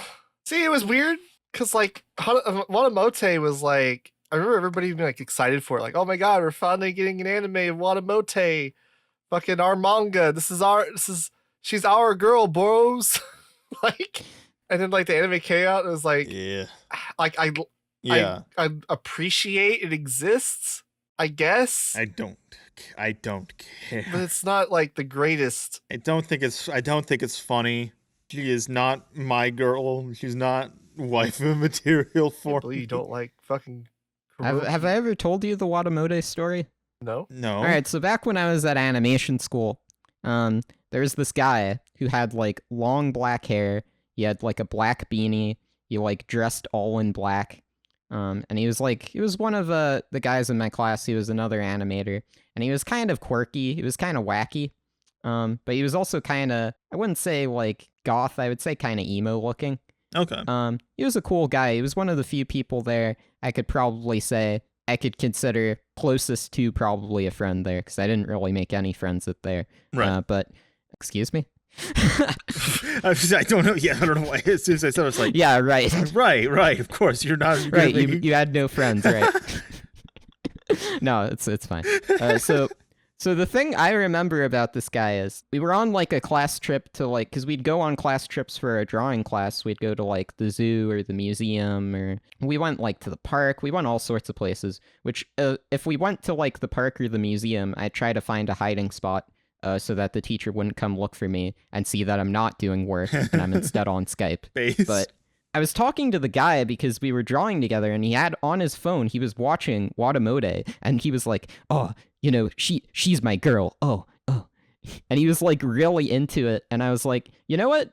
He kind of looks a little like Tomoko, honestly, because he had like the bags under his eyes. Huh. Kind of felt like a male Tomoko to me. That guy She's was just awesome. like me, for real. Yeah, that guy was awesome. I love that Huh. guy. If he's watching, please contact Please me. contact Talk me. about. There's no fucking way. We'll talk about Watamote. Silver Spoon? Silver Spoon. Yeah, that's People eating tasty animals. I kind of wanted to not like that when I went into it, to be honest. Really? Why? Well, just because like I had a friend who was like really into Full Metal Alchemist at the time, Sure. and was just really hyped. Like, oh my god, Arakawa's Full Metal Alchemist authors making a farming anime. Blah, blah, blah, blah. I was like, fuck off! Like, shut up. So I really didn't want to like You're it. just like annoyed by like the discourse, yeah. Well, mainly just him. Not Just even like a this discourse. one just- guy, yeah. He was just an annoying fuck. But yeah, I ended up liking it. Those I are pretty mean- good. Yeah. Yeah, that's good. It was another A1 winner. It's interesting, right? I had a bit of a mixed relationship, right? Because I thought Silver Spoon 1 was okay, But I really enjoyed Silver Spoon too. I even made a video on it back when I had watched it. Oh. And the thing was, the reason I was thinking, why do I like 2 more than 1, right? It's not just the story elements. There's something about the directing that's different. I was like, Ito didn't direct season 2. And I had this thing with Ito, Tomohiko Ito, who directed, Occult Academy, SAO, and then the first season of Silver Spoon, and he'd go on to direct Erased, where it was like, for some reason, I just had a really hard time getting into Ito's directing. And it carried over even to something like Silver Spoon, because, like, you see season 2's directing, and, like, I think, like, the way it presents, like, the drama and the comedy is just, it feels kind of different from the first season. And I could kind of taste it. Not gonna lie. I noticed that a lot with like slice of life kind of shows though, where like I feel like the first season I don't like as much as the second season a lot of the time. Like I might find it to be fine, but like the way that second season usually will build on the first season, usually kind of has more of like a payoff for me. Okay. So I probably just attribute it to that. I didn't really ever look into like the directorial changes. Yeah, it's weird because he still works on season 2, but he doesn't direct it. The funny thing is, like, I remember when 2013, like summer 2013 started, anime of the season for a lot of people, it was like at first was fucking Sunday Without God. Yeah. What the fuck is that? Like the first 3 episodes were fucking great. It's almost like Akino's journey in a way. It ends up being like them traveling around doing different shit, but like the first 3 episodes were like a vignette, and then the second 3 episodes were a vignette. But the first 3 episodes were like very like, it was a very front-loaded show where like it tackled like the relationship with her father and all this shit, and everybody like really liked the first 3 episodes. It was like, God damn, this show is a banger. What the fuck? And then like the second 3 episodes aired, which I actually liked those, like the Death City stuff. I mean, it was kind of a step back, but I mean, is expected. Like there was a big emotional payoff for like the first 3 episodes, but I didn't think the next 3 were bad. But then like they kind of introduced like some school shit, and it's just like, oh yeah, I'm not. Yeah. To be fair to it, it wasn't like standard. It wasn't like she went to like a normal school, because it's not like a normal world. But they kind of still kind of integrate those elements, and it just wasn't as interesting as like the first 6 episodes. So it was just like, eh. Yeah. Like I still like the show. It's interesting. That seems to be the common opinion. So I watched Sunday Without God, and the first time I watched it, I absolutely loved like all of it. I was like blown away. There was one episode particular that caught my attention. I believe it was episode 7, which is a one-off episode with one of the I forget what they're called. Like they dig graves, right? Because they're trying to like bury. Yeah, one of the keepers, and she becomes pregnant with a child, right? Yeah, I remember that episode. And I was blown away. That was like, I thought that was an amazing episode, right? But I tried watching the show again, like a year ago, and there were just little things about it throughout that kind of made me not like it as much as I did. Specifically, I started noticing like the limitations that the show had, where you could see how truncated it was, and how like it's especially apparent with like the Death City episodes, right? You see like that guy who's like combined into multiple people, and I remember spending like freaking hours trying to understand how exactly that worked, because like from what I recall, like the way his like clothes combined just didn't make sense to me. I think I was spending like 3 or 4 hours trying to figure that out, and I was like stumped. You just like hung up on that one detail. No, I was really bothered by this, and I just felt like, man, this is such a cool show. Like it looks really cool. The tone is really cool. And I understand what people saw in those first 3 episodes, because I liked them too at the time. I don't know, like looking at it with greater scrutiny, I just felt like it was too truncated a lot of times. Yeah. And like I understand, because I believe the first novel was written just as a standalone thing that they later expanded on. I did hear that. If I'm wrong with that. I heard that. I don't know if it's true, but yeah, if it's not true, feel free to correct me on that, but in the comments or whatever. Yeah, all the Sunday Without God light novel experts out there. Yeah, see, I always assume when I'm talking about anything that there will be someone who's a fan of it talking about it. Maybe if this stays up long enough. Then I realize, wait. If we get big enough, maybe someday. Then I realize, wait, for some of these, I think I'm the only person who really cares that would watch this. Probably. But yeah, I don't know. I wish I had liked Sunday Without God as much as I did the first time, I guess. There are some things in this season, specifically the Eccentric Family and Gatchaman Crowds, that I really want to check out because of, the Eccentric Family was written by Tomohiko Morimi, who did, Tommy Galaxy.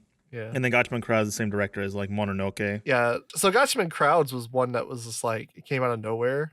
It was, I guess that was, when they were, around the time they were kind of doing the tokusatsu kind of reboot stuff. Okay. I guess was started with Kashan Sins. Well, I mean, technically they were always doing them because they did a lot of different reboots over the years, but they were doing them again, I guess is what, right? Yeah. Because they had Kashan Sins, they had the 2008 Yatterman, and then they'd later go on to do Yatterman Night. Yeah, in Yatterman 2015. Night.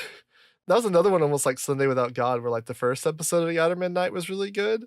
And then it just slowly got worse and worse with each episode. Where the finale. Oh no, Yatterman Night was really disappointing to me. I was really let down by that. I was too. I liked the first episode, and then I kind of was the goodwill it built up from that first episode kind of carried me about the halfway point maybe, and it wasn't terrible, but I was okay, yeah, I'd like to see where you're going at least. And then by the end the finale was just a fucking disaster where there's tons of reused animation and shit. They just ran out of time or money or whatever. To be fair, they did actually fix that in the release.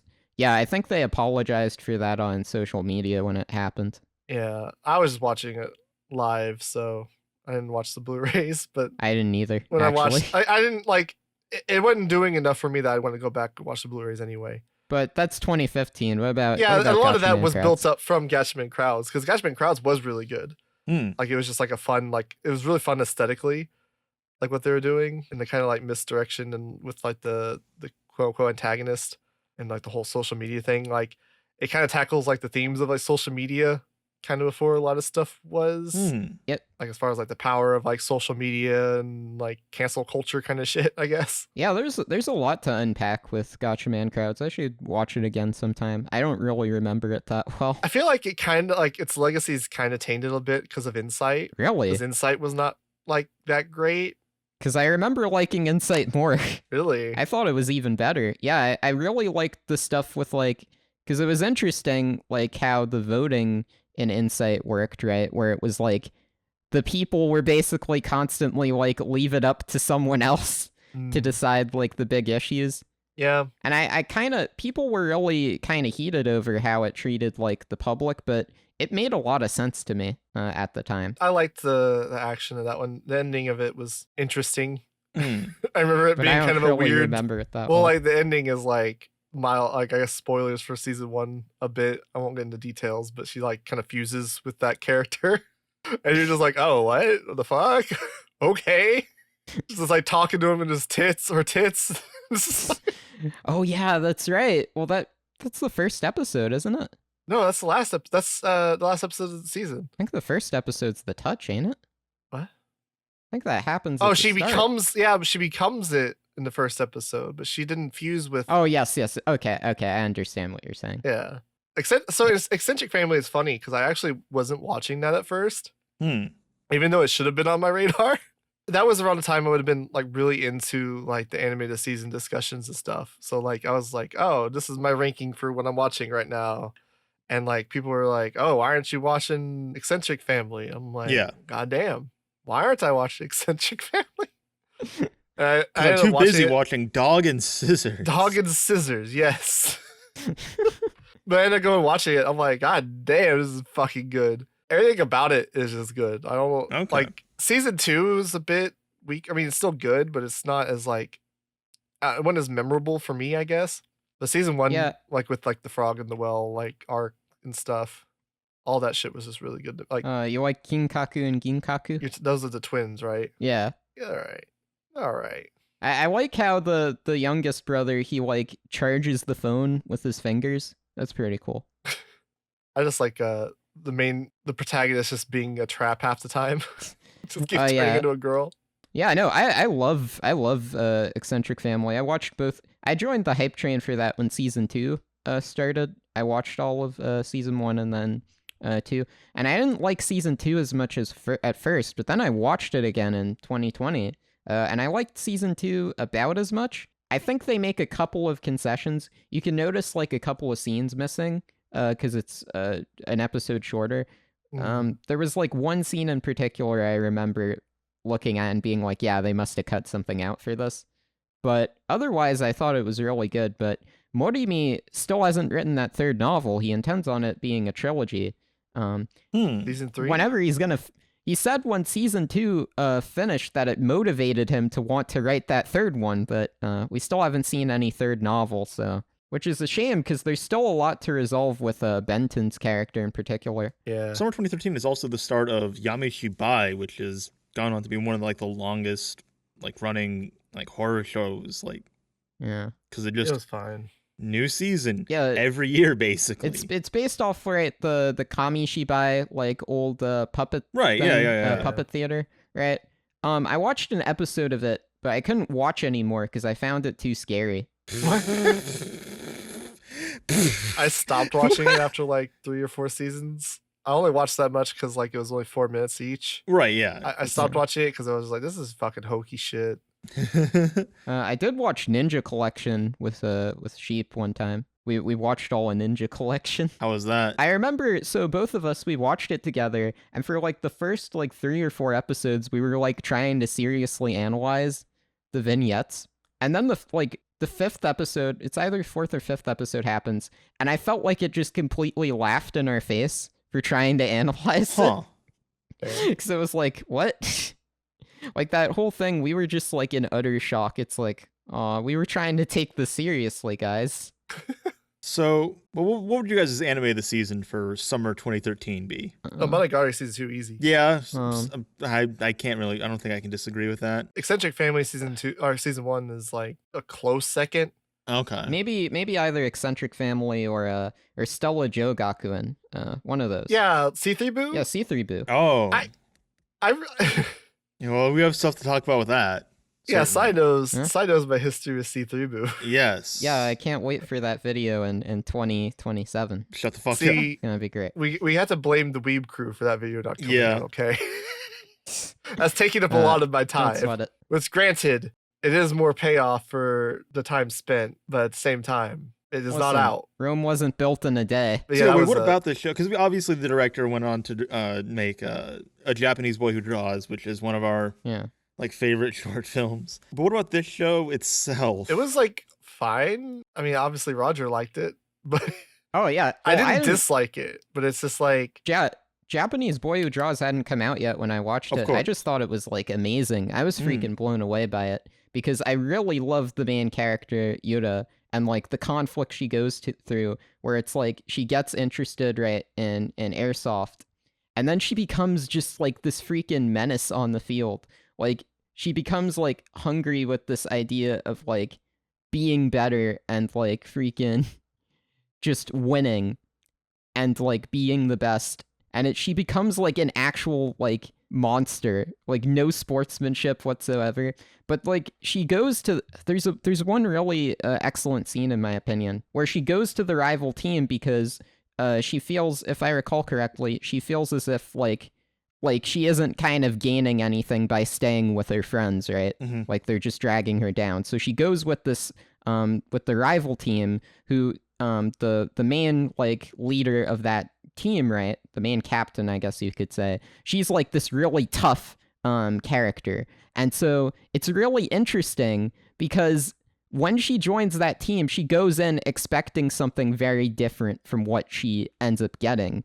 Because like, she expects that captain to kind of give her the challenge she wants, but even the captain of that team is like, yeah, you know, you calm down. We don't want you. You know, you suck. You're not a team player. That's just how it is. Yeah. And it's such a poignant scene for me because it's like it creates that. I love when shows create that like sense of nuance where you think you know a character based on how they're kind of presented. But then they show you something else about that character where it's like, no, not even that character would go that far or do that thing. You know, that's the line they won't cross. And I also just think as like a show, it has some of like that kind of beautiful fighting girl aspect of it with like how like otaku like use imagination, right? Where she enjoys airsoft at first, right? Because it reminds her of the old, I believe, old Western movies that she used to watch with her grandfather. So when she plays airsoft, she's imagining like those Western films, right?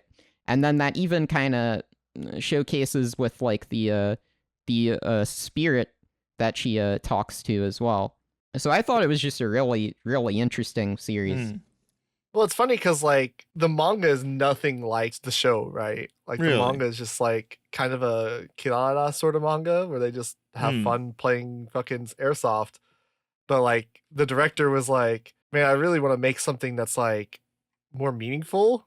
And so he like went about it to like kind of make something that had more of a message behind it. He's just using this fucking Kirara like manga as a vehicle.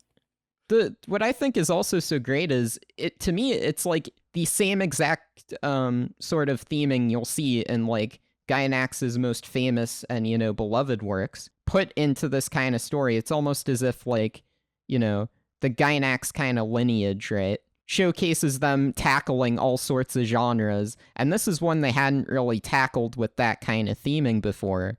And so it's kind of filling in that niche, in my opinion. It is interesting. It is one of like the last Gainax shows, which is kind of crazy to think about. I guess technically, isn't the last one Wish Upon the Plate? Yeah, it is. Which I'm okay with that being the last Gainax. Like, it's not like up to snuff with like their back catalog. But as far as like, I wouldn't say it is the last production you create, you can have a lot worse than that show. That was a cute little show. Yeah, it was fine. That was Shoji Saiki. Yeah, Shoji Saiki he always kind of switched between Gainax and Shaft. Yeah. Now he's kind of more of a Shaft Now he's guy. mostly a Shaft, yeah. Yeah, I don't think anyone's left at Gainax really. Yeah, Shaft. Is the Oda King still at Gainax? I don't think he is. From what I understand, Gainax nowadays, I think Okada is at Gainax, but from what I understand, it's mostly like a board of the old guard who are mostly just concerned with like preservation at this point. Yeah, that's what I thought was the case, right? Because then Imaishi and the Trigger people like took over or something after. Yeah, so I think Trigger acquired the rights to Panning and Stocking and Gurren Lagann. Gonzo is its own thing. Yeah, it was after Yamaga hired that crazy guy as the president. Right. Kara probably financially owns Gainax by this point. Jesus Christ. Those lawsuits. Oh yeah, Kara is also part of the board. Yeah. Right. So yeah. Who is the real successor to the Roman Empire, aka Gainax? You've got Trigger, Kara, Gonzo, Gainax Kyoto. Gonzo's dead. JC staff. Is Gonzo dead? I don't really know what's going on with Gonzo anymore. Gonzo. I would also argue to some extent JC staff. It was interesting. He was saying that like was that the Oda King who said like they thought Planet With was more Gainax than some like Trigger works that had recently come out or something? He just says shit. I mean, he is kind of he does like starting trouble, but it was kind of interesting, and I do kind of think that some JC staff stuff does kind of fit in well with like what Gainax was doing, I suppose. Yeah, Summer had a lot of like weird kind of shows. Yeah, well, it's the first season of Free, another really hot show I need to pick up at some point. I didn't like Free. I tried watching that with a friend, but he dumped me. Oh. Didn't finish watching it. He didn't like the feelings it was making him feel. No, he seemed to be enjoying it. He just didn't want to watch it with me anymore. Oh, okay. Oh, because you just didn't have your pants on the entire. Nah, I mean, probably not anything like personal. I think he just didn't feel like group watching things. Love Lab was a fun show that not a lot of people kind of talk about anymore. Yeah. Love Lab was a fun one. Unfortunately, the only thing people talk about now is the thing, this is an Idol Master podcast, so. What? Also, what did you guys think of The Wind Rises? Oh, I've not seen. I need to watch The Wind Rises. You still. Fucking hack. Yeah, I know. See The Wind Rises. Especially if you end up doing that Ghibli video with Steve. I'm gonna need. I don't know. I think I would benefit from rewatching it. It looks pretty good. I didn't dislike it when I watched it, but I wasn't like in love with it either. So I feel like if I rewatch it like now, I'd be able to appreciate it a little bit more. Yeah, no, I really like the movie, but I remember when it came out, I saw it in theaters, and I saw someone from my school there, and I tried my best really to hide because I didn't want to say hi to them.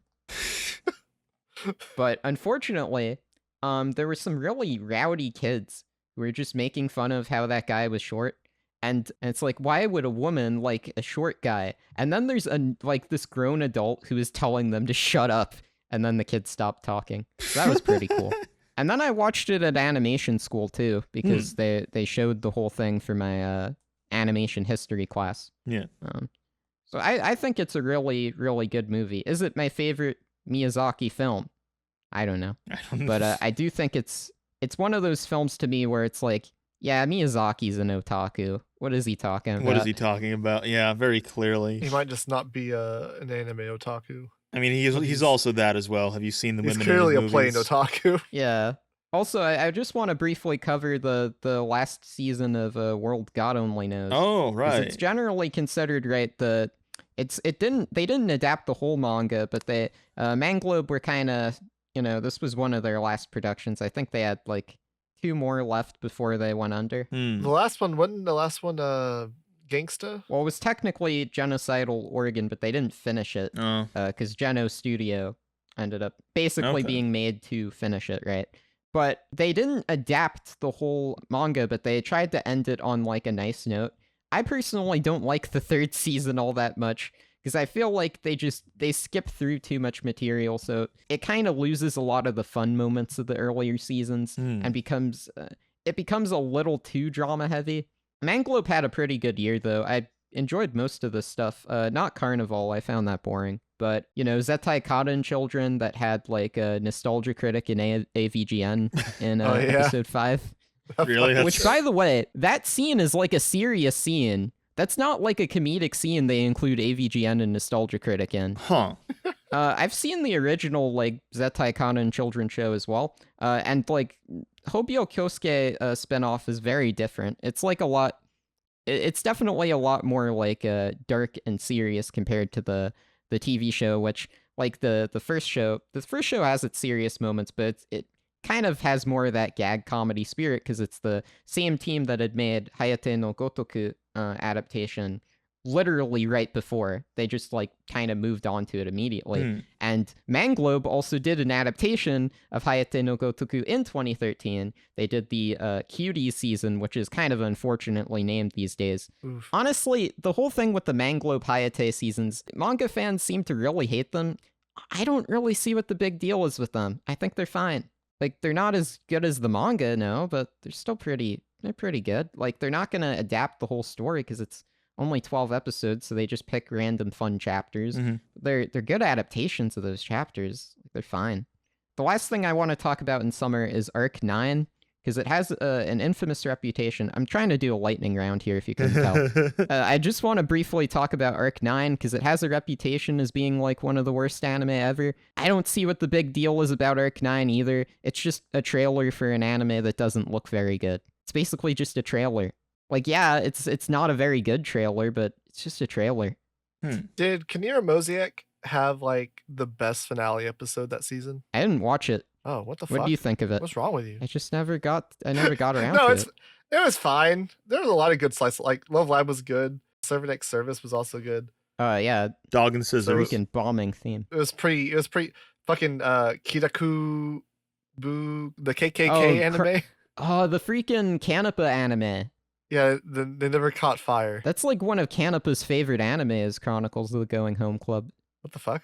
That's really all I know it for is that Kanapa likes it. We'll ping Kanapa when they come talk about we'll talk we'll about the get Chronicles Kanapa of the to talk Going Home about- Club. It was absolutely incredible. That's probably what he'd say. Oh man, I love But Kanapa. Kinira Mosaic, like the first episode was pretty good, like a good setup for it, and then it's just like kind of falls into the the standard kind of slice of life cute girl stuff. You're like, oh, okay, yeah, you just have fun with it. And then like the last episode was just like fucking great out of nowhere. Like there's just like a fucking like musical going on. You're like, what the goddamn fuck? I have something to look forward to. She's like a fucking pirate. You basically just need to watch it for just the last episode. Yeah, wasn't there like a place in England that has like a lot of tourists for Keen Moza? I don't know. I should have thought about that when I went to England. I saw like the video. There was like some kind of documentary like video on it. Where is she actually from? Yeah, I don't. Because she's not No. from London. I mean, she's obviously from somewhere up north. We can't move away from summer without talking about Symphogear. Oh, Symphogear G. God I didn't damn it. watch the season of Symphogear. I only watched the first. I mean, like okay, I didn't like the first season of Symphogear all that much. Like, it was fine. I don't like it at all. I watched it No, in preparation, I was essentially, for this season. We group watched it, and none of us were that into it. But it seemed like some people who weren't into it in that group watch now like it. So maybe it was just the spirit of the group watch. Symphogear G is where it starts to get better because they introduce the other half of the cast effectively. I don't know if it's this. Like, I feel like there was a change in direction because like it went from kind of going from just the spectacle, like edgy spectacle, to more of like a thriller where like each episode's like ends on like a cliffhanger. You're like, yo, what the fuck? She got her. What the goddamn fuck? Like, Yeah. Like every week was just something stupid like that. You're like, what the fuck? Like it was just entertaining as fuck to watch with people. Whereas like season 1 didn't really have that. Yeah, this just sounds like all of Symphogear. I don't think season 1 had that all that much. Oh, really? Like it didn't feel like that way to like. I mean, you had the concert episode. Like the first episode was like stupid. I guess an interesting hook, and then she's like, "Oh, I'm gonna kill you," and then that's how it ends. But I don't know. It wouldn't. I don't know. It seems like I've talked about Symphogear to like a lot of people, and it always seems to me that like every time I talk to Symphogear, someone will have like a different opinion on Symphogear. Yeah, true. Like it feels like one of those series where like each person has like their own thing they want out of it, I guess. Yeah, I can see that. I mean, Kai, I think, really likes season 1, whereas like I think that's like one of the worst seasons. Yes, absolutely. Where like I think season 5 is like where it actually became good. Yes. And then season 2 was like when it became entertaining. Yeah, I don't even know. Have any of y'all's watched Kimi no Irumachi? You mean no? No. The town where you live. No. All right, so that one's from Seo Koji, who's kind of like a famous mangaka. He did like Suzuka Fuka. I think he has like a new manga, right, that's getting an anime, or did it get an anime? So A Town Where You Live is like, it's another one of those like drama, like people call it like soap opera kind of shows, where it's like, I think this guy, he like moves from the city back to the country, and like, so he chooses between like these two girls. One is like the childhood friend. The other is like the Tokyo girl, I think. Or did the guy not move? I don't really remember the specifics. All I remember is, so spoiler alert for Kimi no Irumachi, there's a guy on a motorcycle who like randomly dies of a heart condition at like the end of the episode. And I remember I watched that episode and the credits roll, the episode finishes, and I just start laughing really hard for like 10 minutes straight. And I'm laughing like a psychopath because it felt so like out of nowhere. And it was like, what am I watching? And it was like the whole show is like insane twists, and you know, it doesn't really look like a show that would be like that. Yeah, it's like a drama show, right? Right.